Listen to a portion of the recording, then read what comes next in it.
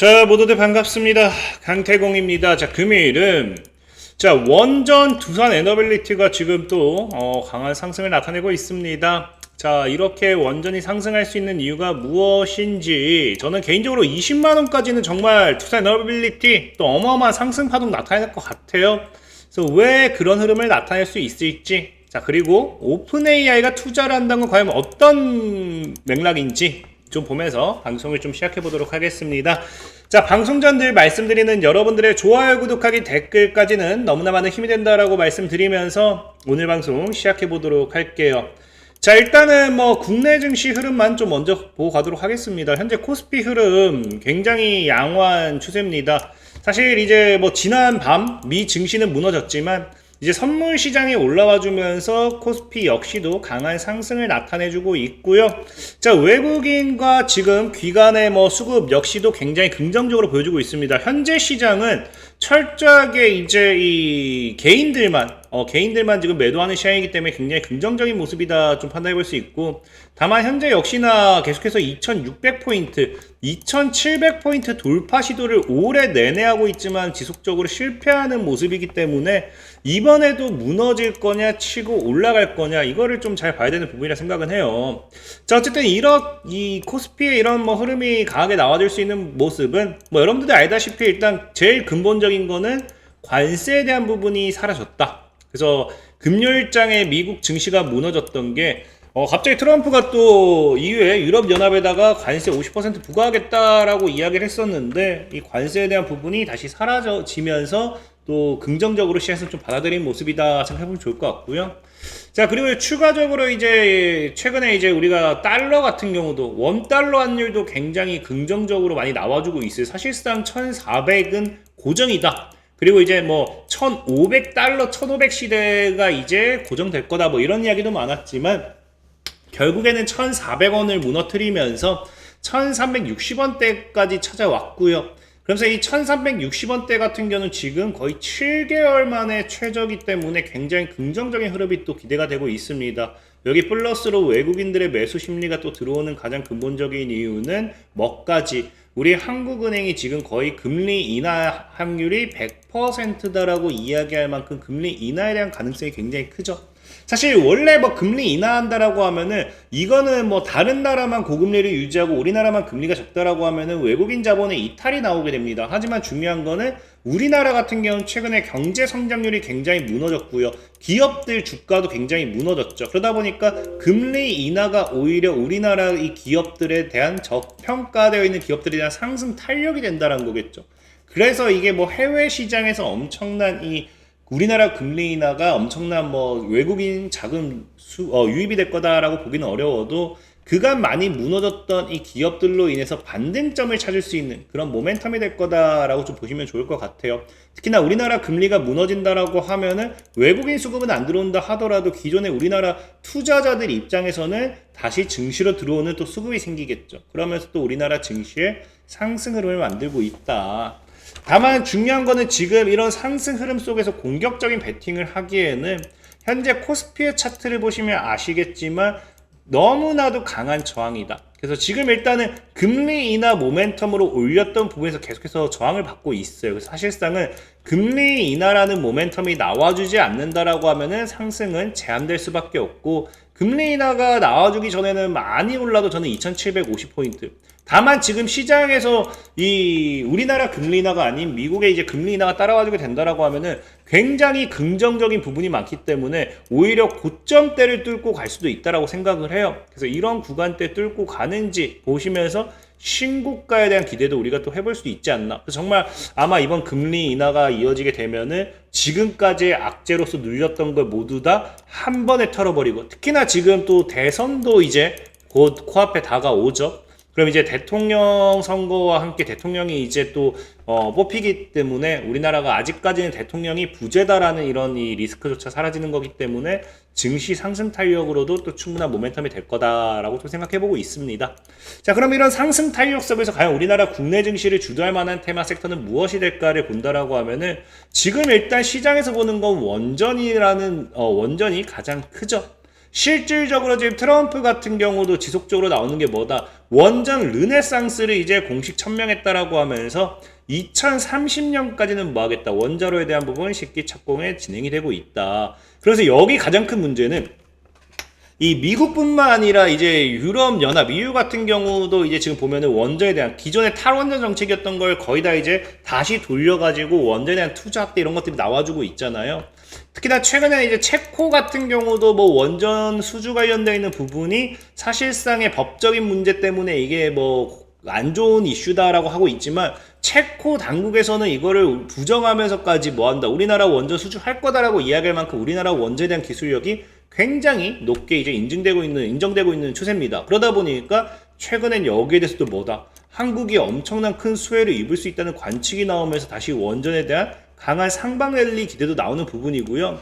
제일 중요한 거는 이제 현재 트럼프 대통령이 이야기한 것이 이제 뭐다? 원전에 대한 건 이제 시작이라는 거죠. 앞으로 나와줘야 될 모멘텀이 우리는 매우 더 크게 추진할 것이다 라고 대놓고 이야기했기 때문에 향후 원전에 대한 더 강한 투자 모멘텀이 나와주게 되면은 원전의 어마어마한 상승 탄력이 또 붙을 수밖에 없겠죠. 그래서 그런 부분이 앞으로 우리가 원전을 장기적으로 봐야 되는 관점이다라고 좀 보시면 좋고, 다만 현재 시장에 지금 리스크가 없는 건 아닙니다. 지금 그 리스크가 뭐냐고 하면은 우리나라가 이제 대선을 이제 앞두고 있잖아요. 대선. 근데 지금 보다시피 지금 전 세계는 원전 르네상스라고 하지만 우리나라가 지금 대통령 지금 지지율 1위가 누구예요? 이재명 후보입니다. 이재명 후보. 그러니까 이게 지금 뭐 물론 대선을 까봐야 알겠지만 우리가 보통은 지지율대로 보면은 1위가 뭐 당선이 될 수도 있다, 당선된다 뭐 이런 생각을 많이 하잖아요. 그럼 지금 이 지지율대로 이재명 후보가 당선이 된다라고 했을 때가 뭐가 되냐고 하면은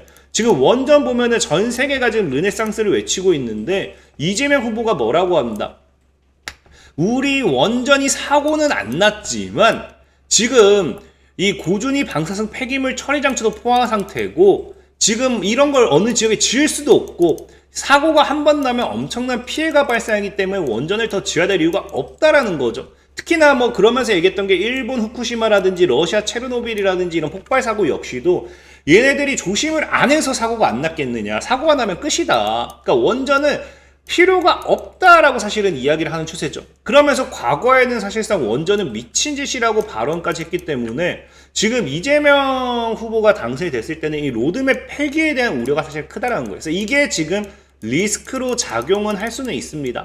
다만 뭐 우리나라에서 원전에 대한 투자를 뭐 못한다 하더라도 해외 수출하는 데 있어서는 사실 문제될 건 없어요. 이게 뭐 대놓고 갑자기 뭐 이재명 후보가 당선됐는데 원전 우리나라 그냥 다 같이 죽자 해가지고 수출도 하지 마 라고 하지 않는 이상은 뭐 어쨌든 수출은 할 수 있겠죠. 다만 이제 정책이 뭐 나라에서 밀어주지 않으면은 이것도 성장하는 한계가 있기 때문에 그 부분은 분명히 리스크가 될 수도 있다. 그건 좀 참고하시면 좋을 것 같고요.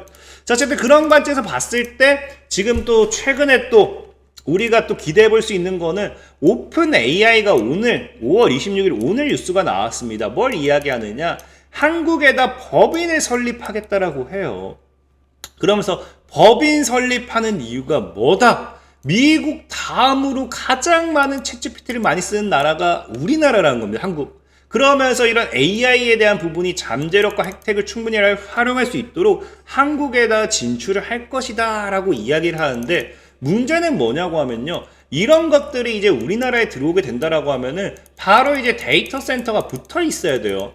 사실상 데이터 센터가 없다라고 하면은 우리가 뭐 가장 큰 걸로 봐도 전송 속도도 문제가 될 수도 있고 아무래도 이 AI라는 부분에 있어서 기존에 사용하는 것에 있어서 데이터 센터가 바로 옆에 있고 없고의 차이는 명확하다라는 거죠. 그렇기 때문에 사실상에 분명히 오픈 AI가 한국에 진출을 하게 되면은 데이터 센터를 설립할 확률이 굉장히 큽니다.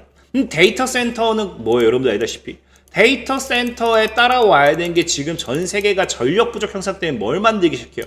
원전, SMR을 활용한 데이터 센터 설립을 이야기하고 있죠.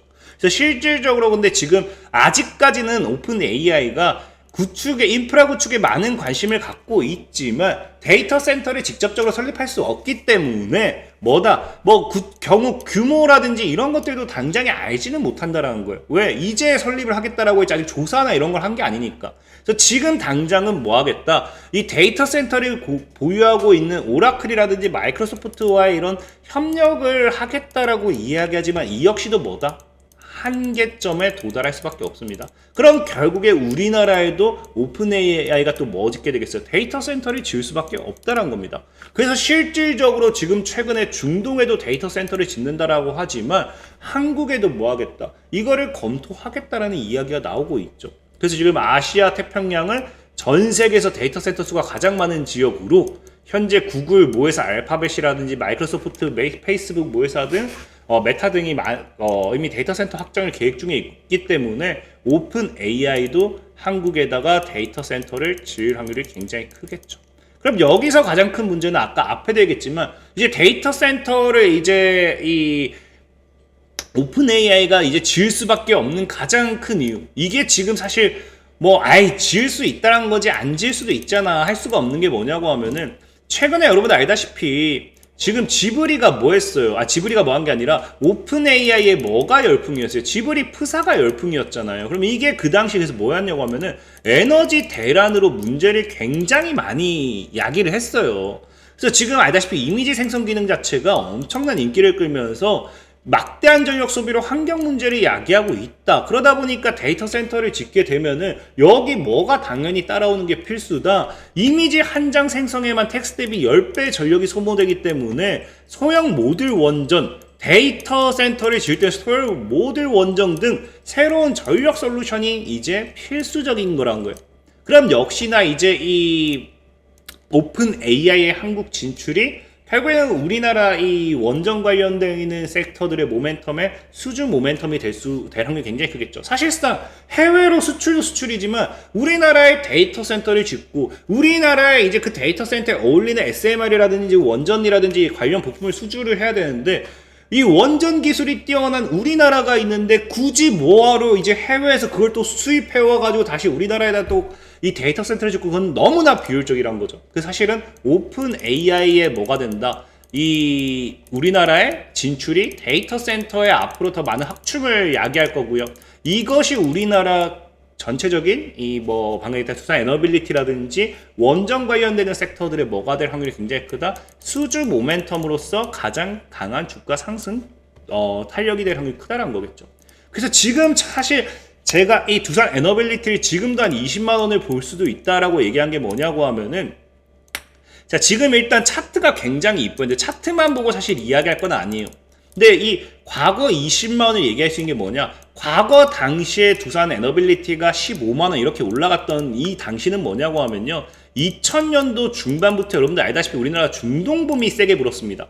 그러면서 중국과 중동 지역에서 다양한 인프라라든지 대규모 인프라 투자가 나오면서 이 발전 설비라든지 조선업에 대한 수요가 가파르게 굉장히 증가하면서 거기 관련되어 있는 모멘텀으로서 두산 에너빌리티가 엄청난 상승 탄력을 이제 가져가기 시작했어요. 근데 중요한 건 뭐다? 지금 전 세계적으로 보면은 다시 제2의 중동붐을 볼 수도 있다라는 겁니다. 뭐로? 데이터 센터로. 실질적인 AI 데이터 센터 붐이 이미 불기 시작했고요. 오픈 AI 같은 경우는 이미 15조 원 규모 데이터 센터 구축의 스타게이트에 첫 삽을 뜨기 시작했고요. 그래서 미국 같은 경우는 중동과 함께 초대형 데이터 센터 구축 협력에 대한 동맹을 강화하고 있습니다. 이제는 뭐다? 데이터 센터에 대한 부분이 이제 보다 AI 시장의 성장과 함께 현실화가 된다라고 하면은 과거 뭐다? 중동 붐만큼 이 시장의 성장이 더 가파르면 가파랐지 더 가파르지 못하지는 않을 거다. 그러면은 과거 이제 15만 원을 뚫어내는 거는 저는 사실 어렵지 않다라고 봐요. 특히나 조선 같은 경우도 우리가 지금 최근에 LNG 산업에 대한 선박에 대한 엄청난 호황기를 누리고 있죠. 원전은 이제 시작이죠. 그러면 이제 과연 두산 에너빌리티가 20만 원에서 끝날 것인가? 또 우리가 한번 생각해봐야 되는 생각해봐야 되지 않을까 좀 생각해보고 있고요. 그래서 오늘의 결론은 뭐 간단해요. 국내 증시는 지속 최근 호재가 나와주면서 상승 흐름을 기대하고 있지만 과거의 고점까지 거의 오긴 했어요. 그래서 제일 큰 모멘텀은 늘 미금리 인하입니다. 그래서 이거 전까지는 사실 보수적인 대응이 맞다라고 생각하고 있어요. 그리고 제일 중요한 건 대성 영향에 따른 악영향은 원전이 분명히 있을 수 있습니다. 누가 당선됐냐에 따라 가지고 우리가 과거 전 정권에서 탈원전 정책으로 원전이 다 박살났던 것처럼 지금 이제 또 누가 되냐에 대한 분명히 영향은 있을 수 있어요. 하지만 원전 시장 자체는 죽지 않을 겁니다. 세계로 뭐 수출이 잘 된다든지 뭐 한다고 하면은 이 역시나 어쨌든 우리나라 뭐 원전주들의 이 모멘텀이 될 수도 있으니까 이거는 사실 지켜봐야 될 부분이다. 하지만 장기적으로 어쨌든 원전은 절대 죽을 수 없다. 라고 좀 말씀드리고요. 자, 그리고 오늘 또 마지막으로 좀 안내사항을 말씀드린다라고 하면은 제가 이제 드디어 6월 2일부터는 이제 스윙 투자에 대한 투자반을 또 오픈을 했습니다. 자, 스윙 투자란 건 간단해요. 지금 보면 알겠지만 랩지노믹스 같은 경우도 제가 5일 전에 여러분들에게 소개를 시켜드리고 랩지노믹스 어떻게 됐습니까? 랩지노믹스 차트가 지금 제가 랩지노믹스 차트를 나는 그냥 딴 거 볼게요. 자, 진매트릭스로 볼게요. 진매트릭스 같은 거 보면 알겠지만 제가 5일 전에 여러분들에게 소개를 시켜드리고 이런 식으로 어디서 자 여기서 이렇게 치고 가버리죠. 그 랩지노믹스 같은 경우도 지금 보면은 지금 뭐 오늘 또 조정 주긴 했지만 5일 전이 이 자리죠. 이렇게 또 쳐버리죠. 그러니까 이런 게 스윙이에요. 뭐 1, 2주, 빠르면 1, 2주, 늦어봐야 한 2, 3주 내로 한 20에서 30%씩 수익 실현해 가는 게 스윙 투자입니다. 그 스윙 투자에 대한 이 매매, 그 구독 서비스를 또 오픈했기 때문에 필요하신 분들은 제가 이렇게 영상 하단에 댓글에 남겨놓을 거예요. 스윙 투자에 대한 구독 서비스. 그래서 네이버 프리미엄 컨텐츠를 통해 가지고 스윙 투자 안내 영상을 참고하셔서 구독을 하신다라고 하면은 6월 2일부터 우리는 이제 한 2주면은 2주에 한 20% 30%씩 수익을 보는 그런 스윙 투자 매매를 오픈했으니까 참고하시면 많은 도움 될 것 같다라고 좀 말씀드리면서 오늘 방송 마무리하도록 하겠습니다. 자, 지금까지 강태공이었고요. 여러분들 좋아요, 구독하기, 댓글까지는 너무나 많은 힘이 된다 말씀드리면서 자 모두들 안녕.